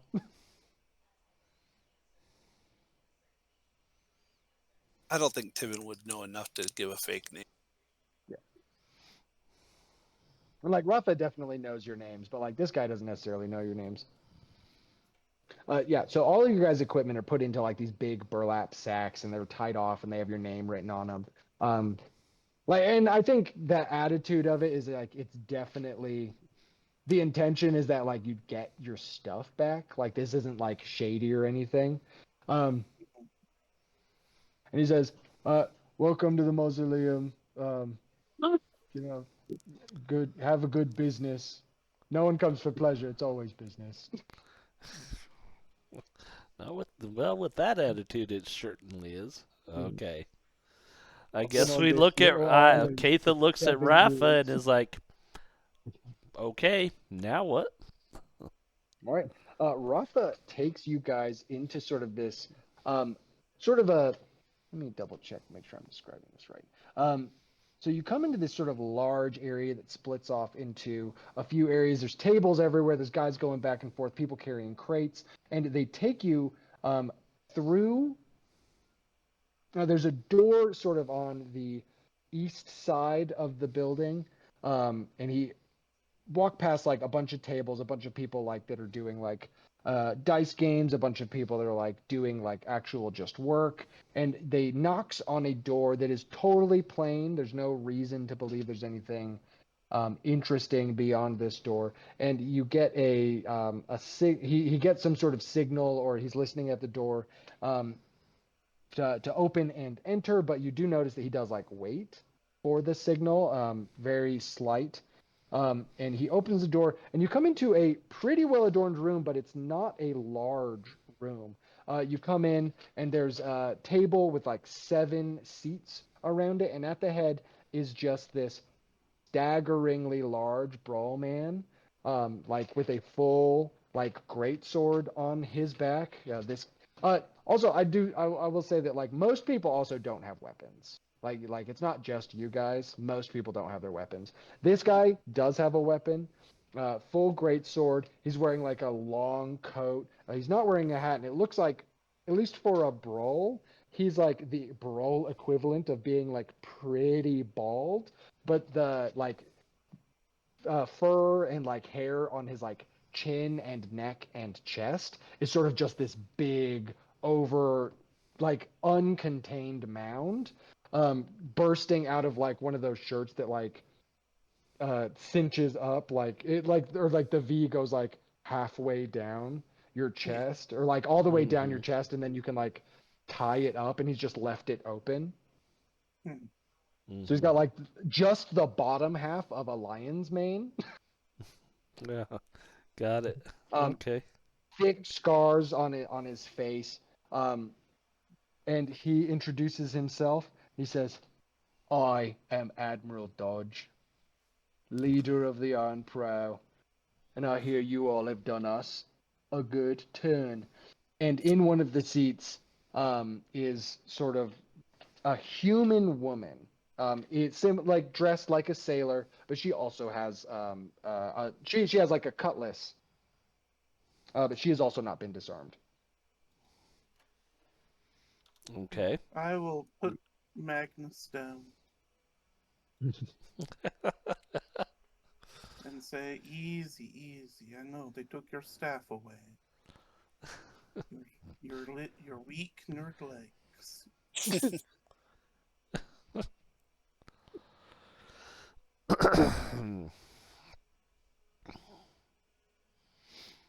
It Well, seems strange that you would demand a face-to-face with us if all we've done is a solid favor to you. Is there something more you want of us? Oh yeah, you're sharp. Of course I do want something more from you. You see, my boy, my wee baby boy. Oh, what is that fucking guy's name? Brinston. What? The kid that was like the one survivor from the Smuggler's Cove. Oh, okay. Yeah. He talked pretty openly about wanting to move up the ladder in the Iron Prow. Oh, yeah. And he was Fair. like, yeah, I guess I'm the senior now. I think that's how he said it. Yeah. He says he reported that you guys were hell in a fight, and also asking some very specific questions about what I would describe as an insectoid parasitic creature that may have harassed him and I may have seen before. So you may have done a simple good turn, but you seem to have a specialty in something that I have an interest in. I see. So how is it you have come in contact with these creatures? Got one chained up in the basement. It burst out one of my finest men, and it tried to attack everyone, and I wrestled it into submission, and we put it in the basement. It's covered in water, and it seems to sort of have just settled into itself in the seawater. Hmm. Interesting. What is your interest in them, if I might ask? You're asking so many questions of my boys, and they didn't know shit, except that they were scary and they killed a bunch of people. I think Keitha You seem to will. know what you were looking for when you asked those questions. Keitha is going to relate the story of the giants near Minraltham that they came across.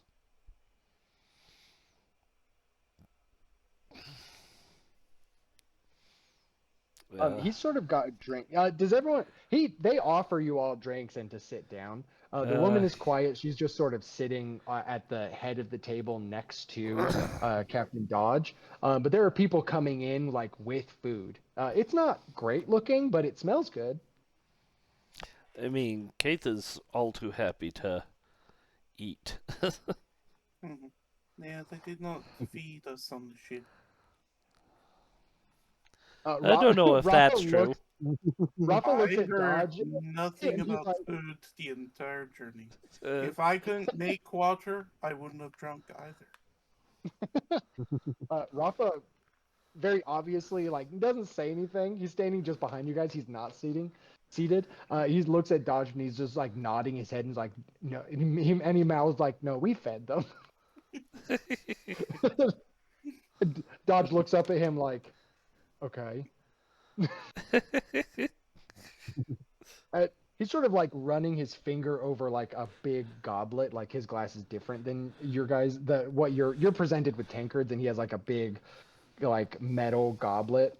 And he's looking right at Katha, and he says like, our paths were going to cross sort of no matter what, weren't they? Where did you find those giants? they Or did were you give him the location rather? probably not exact location. Probably said outside of Minralthen,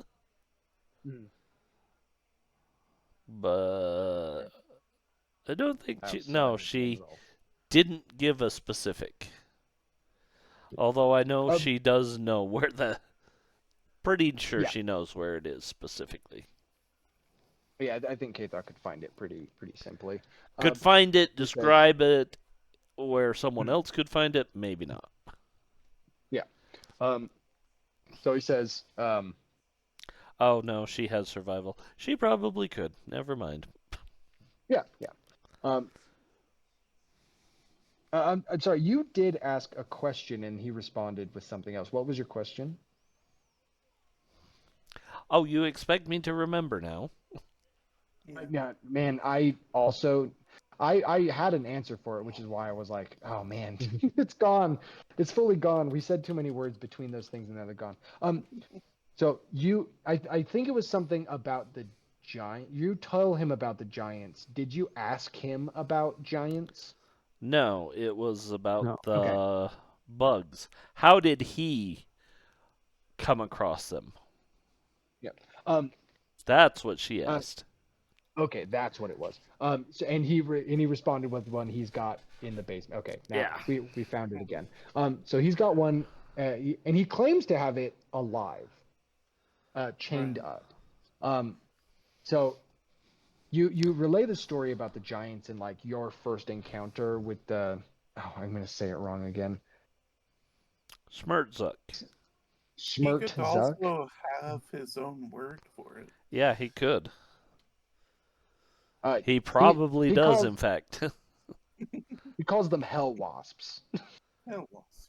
Okay. Okay. Wasps are parasitic creatures generally. And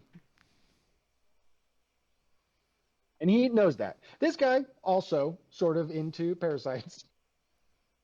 Odd. They're just Yeah, everywhere. no.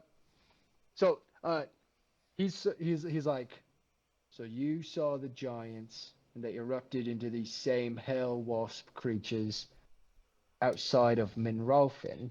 One did. The One. other two we were able to actually sedate and they're being cared for. And how long ago was that? People tend to go missing after about a week. This was probably This was 2 weeks probably about at least 2 weeks, maybe even 3. This was fully like almost 2 months ago. Oh. Yeah. Yeah, I wasn't You got- sure. Oh yeah, Right. we did that whole trip through Yeah, rest of. Yep, 2 months at least. Yeah. Yeah. It'll be about 2 months to account for like some wiggly wobbliness. And he says, like, so I don't know what kind of medicines they've got in Minralfin, but that seems like a very long time for what I've seen. Not that I've seen much, but Yeah. They probably exploded already. Likely. probably very, very likely. And I hope Minralfin is fine. We do a lot of good business there. We also had a companion that got mind controlled by them. So there's that. His eyes fully like they don't go wide, but like his focus is now moved from Katha, who's been doing most of the talking, and now looking right at Komarov. What do you mean mind controlled? Yeah, they climbed inside of him, and he didn't explode in bugs, but he heard their voices, and then he ran away. He did disappear, and there were some in the In the hidey cave. hole that they were talking of. One of them literally looked at him and told him, "You will hear the swarm too." And he responded with, "I already do." See? Mhm. I also What? converted several people in the cave Yeah. into their servants.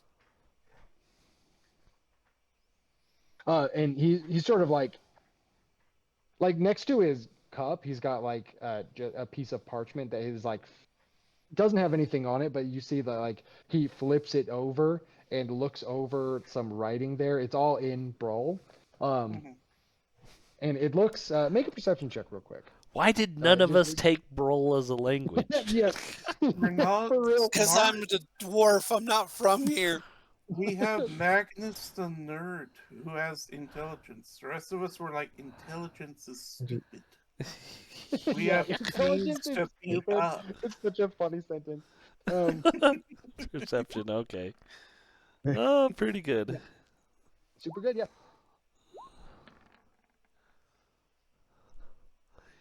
Is tonight just Katha's night? Yeah, you're Yep. rolling Maybe. so well, and everyone else is sort of rolling like pretty mid. Um, okay. Tivin gets it, but Kay thought you get the idea that like this guy, with this perception check, I think Tivin, you understand that like you're looking at the note as he just sort of flips it over and then flips it back over, like he was checking something. Like potentially, like his body language says that you gave him information and he's checking like information he's gotten to like corroborate things.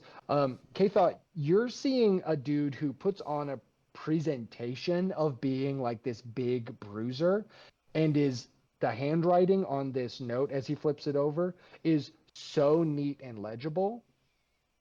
Like you don't speak Brol, but you can tell that like this is someone who is educated. And his sort of like slack jawed and then like big presentation is a little bit of a front. Like this is someone who has like probably like all kinds of ledgers and knows everyone's name.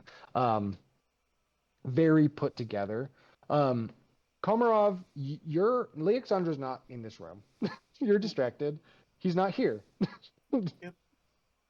It's just you guys, these two people, and then Rafa is sort of standing in the corner, and he's been the one coordinating with like other crew. Magnus, I think you're distracted just because there's someone in the room that hasn't said anything, Keeping an eye on her. and you're like trying to figure out what her deal is. You're a little distracted. Um, So Tiven and Katha, you kind of get a bit on this guy being less of a bruiser. Like he's got the great sword. He's like this huge brawl guy who seems like he'd be willing to draw it at any point in time. But you see gears running through his head that is like calculation. Like this is a guy who knows how to use people and is like taking stock of like resources and information in real time while during this conversation. He's an admiral for a reason. Yeah. Um, so you're talking to this guy. He looks at the paper, he puts it down, and he says, Brinston did say some of those boys was acting weird, and you say it's because of the bugs. They get in your head. They get in your guts and then they get in your head. Mm-hmm. Seems to be. But they were my boys, and they were on the side of that thing. Yep. Well, And they weren't friendly to us or the people that were still alive.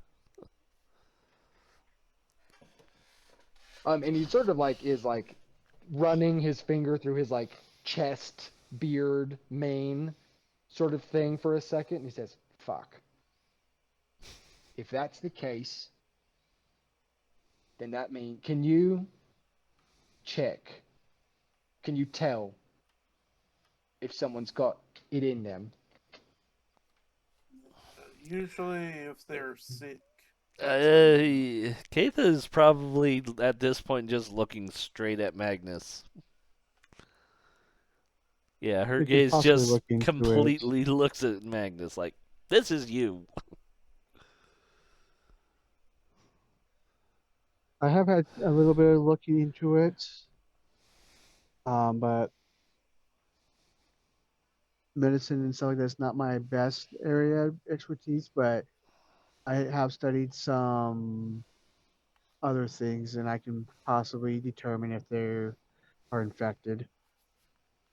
Magnus, you've been. I imagine you've been taking notes. You could probably use occultism to tell, because you've seen it. That's what I was a hoping few times. for. Yes. Yeah, yeah.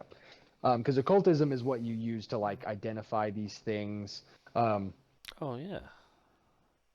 I forgot. Yeah, Keitha 'cause- got a really good score on her medicine with figuring out how to slow it, didn't she? Yeah. Yeah, you Or know you that were the like cold person. Yeah, I think. yeah. You know that like the anyone sort of carried away by these creatures, the guys that you had seen that were like in their state had been like cocooned up. So you know that you can slow it just by sedating someone legitimately, but it seemed like they had like sort of a purpose as well. Like they had people they didn't want to, Yeah, they wanted for to lack of a better word, move. hatch yet. Yeah. They wanted to move them somewhere and infect that area, it seemed like. Yeah. So they Yeah. were reservoirs, that's the word. Yeah, there you go.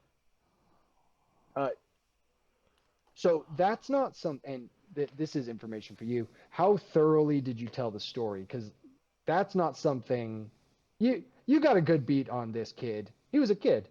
He wouldn't have been able to understand that. He did tell them about cocoons, but that doesn't I sound mean, crazy. at this Like point, he's not it's able like to. Keitha is thinking, okay, we know Dodge is a pirate, but we might have a common enemy. So she's probably going to be as forward with him as she can be about what they found in that cave. And the giants. She might not be as forward with Ravenspell. Yeah. Oh, but to put a cap on the knowledge for Magnus, because you saw Ravenspell go through all of this, you can use occultism to identify if somebody's gotten through it because they gain the apparition type trait, rather. Like if they get through it and survive, they become an aberration, and you know that you can see that, even if you're medicine. You can't tell when people are sick necessarily, but like that is something that you know the signs of just because that's what occultism would give you.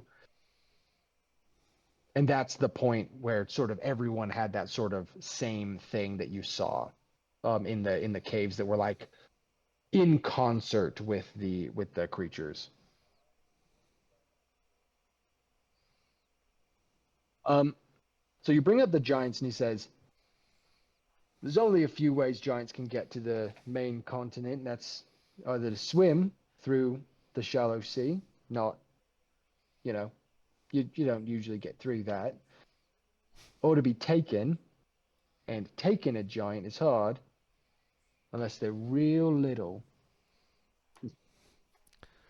And I may have information about having delivered or been associated with delivering some real little ones to the continent, but it wasn't anywhere near Minralfin."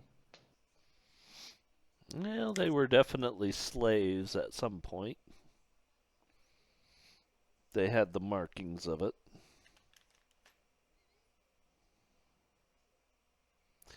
But I also wouldn't say they were little. They don't stay little for long, do they? And they're sort of like, he looks at Komarov and they're like, sort of like that when they're born. Yeah, but They can Kathan's like, already sort of yeah, fight. like that when they're born. They're already sort of hard to fight. You got to be strong. You got to be clever. And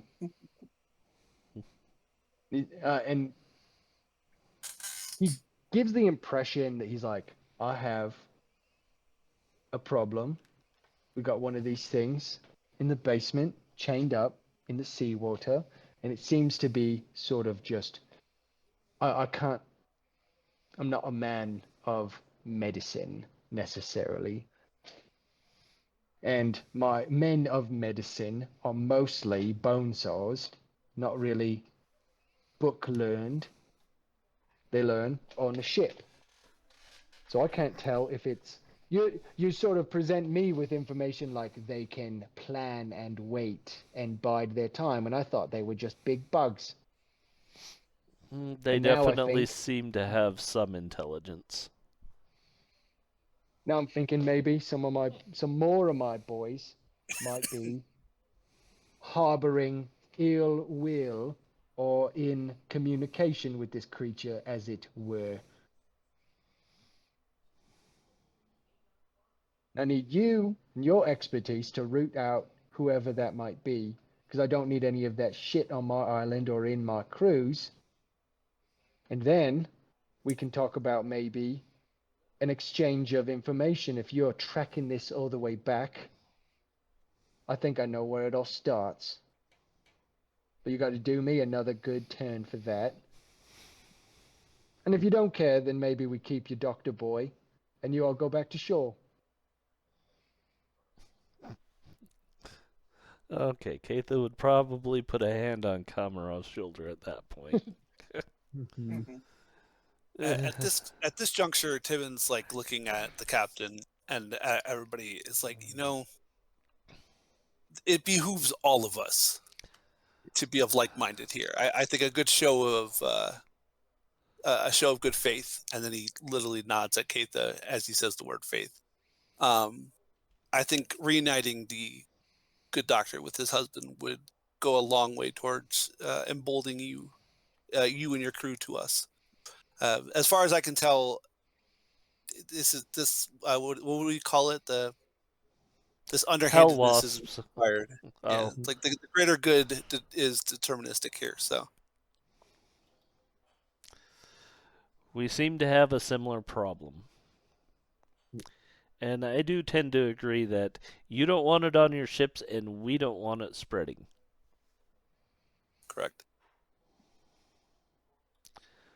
So, we'll do what we can to figure out if any of your crew are infected.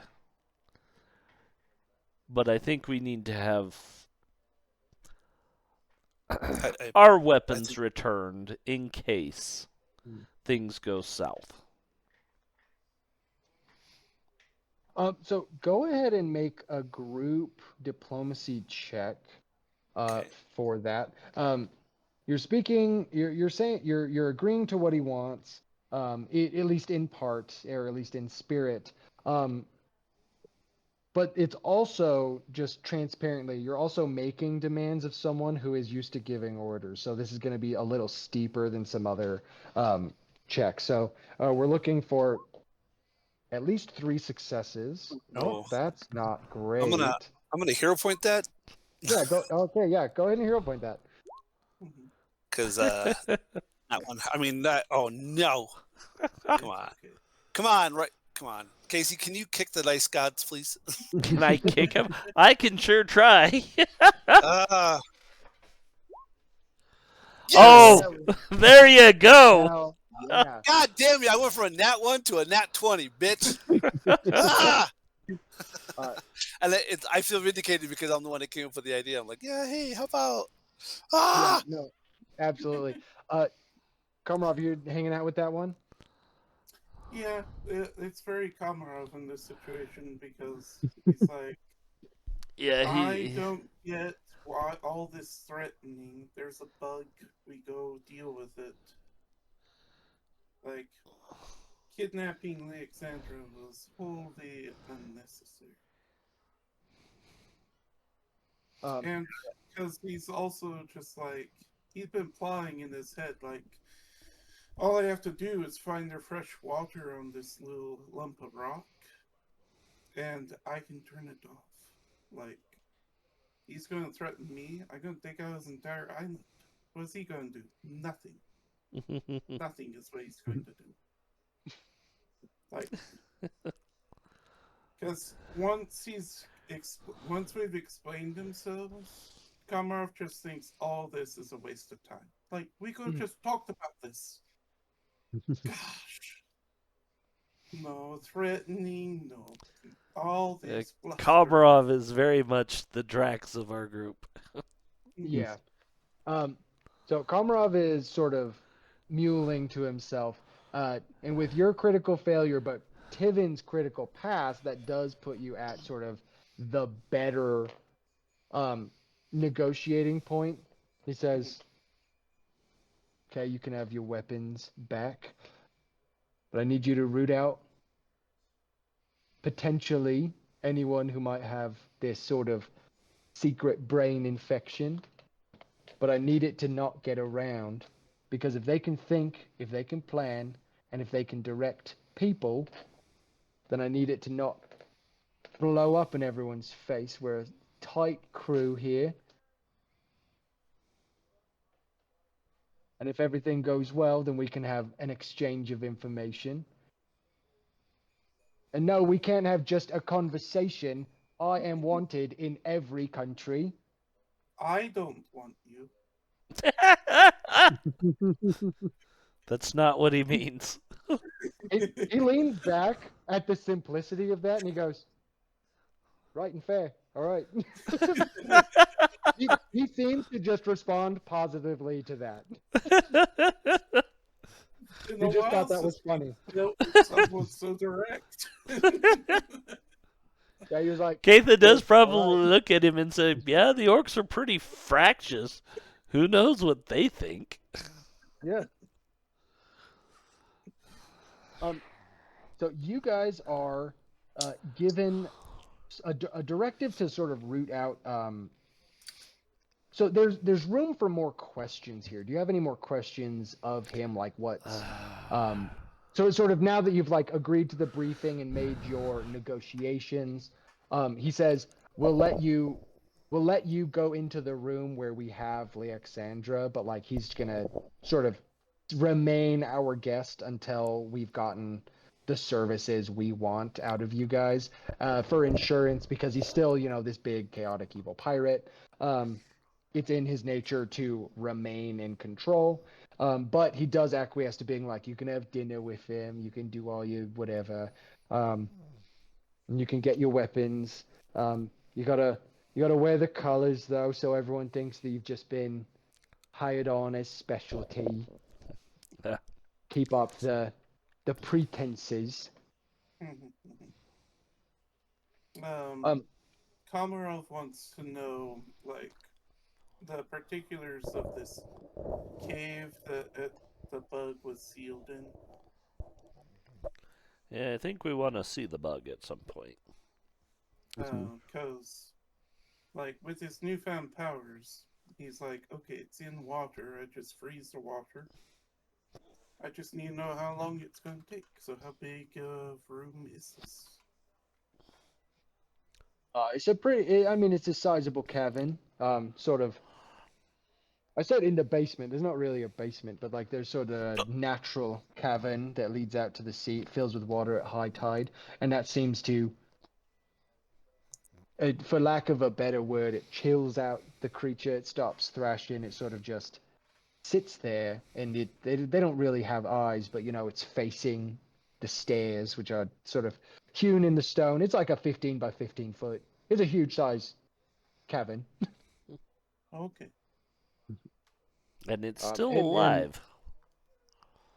yeah, I wrestled it to the ground and dragged it there, and then had my guys chain it up. A bunch of them got real burned, real cut up, and I think the water keeps it from, like, the water interferes with the acid. Otherwise, it would have just melted the chains, but it doesn't seem strong enough in the water to fight back too hard.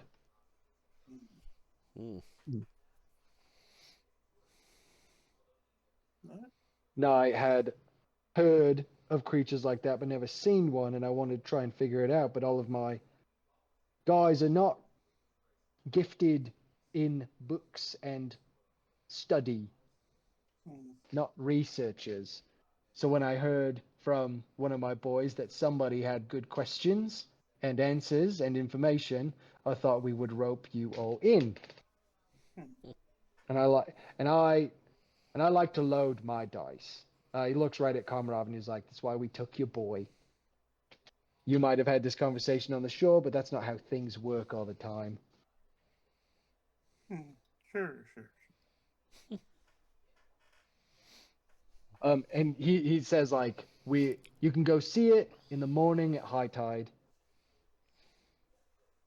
just so it's the safest as far as what we have judged. Okay. Yeah. Well, this seems like a good place for me to duck in. I gotta get to work. Yeah, Okay. this is a good place to stop. So you guys will be in. I've got a map for the little island, and Okay. you guys will be investigating, sort of the goings on in the Iron Prow. Get your information about, really anything you want. You don't necessarily have the run of the place, but you are encouraged to do some snooping. Yes. All right. We need to come up with a plan on how to inspect the rest of the crew, or Yeah. can he facilitate that? Oh no, he very much wants it to be like you're going to be investigating and pretending like you've just joined up. Yeah. Okay. Because if these things can like plan and communicate in like a psychic way, he's like, I'm not going to compromise both all of my crew, my safety, my organization, his success. But then also, if they can get off the island, that's dangerous for everyone else too. And he's as much as he's a big, scary, evil asshole, he's like not in on the world ending necessarily. He's a businessman. Yeah, he's a Well- businessman. Awesome. Well, thank you so much, Justin. Yeah. Thank you. And thank you to our viewers for joining us tonight. We hope you have enjoyed this, and we will see you next time. We'll be streaming tomorrow. Yes, we will Okay. be in person AD&D tomorrow. Baldur's Gate 2. Yeah. And then I'm going on vacation. Enjoy. Bye. I'm going a week of boating and swimming. Yeah, I Sounds might drive awesome. my four-wheeler over. Nice. Since you're just over a mountain from me. I think I'm always just over a mountain from you. Actually, you're just down the valley from me normally. That's true. Just around the riverbed. No, you absolutely can't sing a Disney property even for 2 seconds. You must cut it Yeah. off. No. I did cut.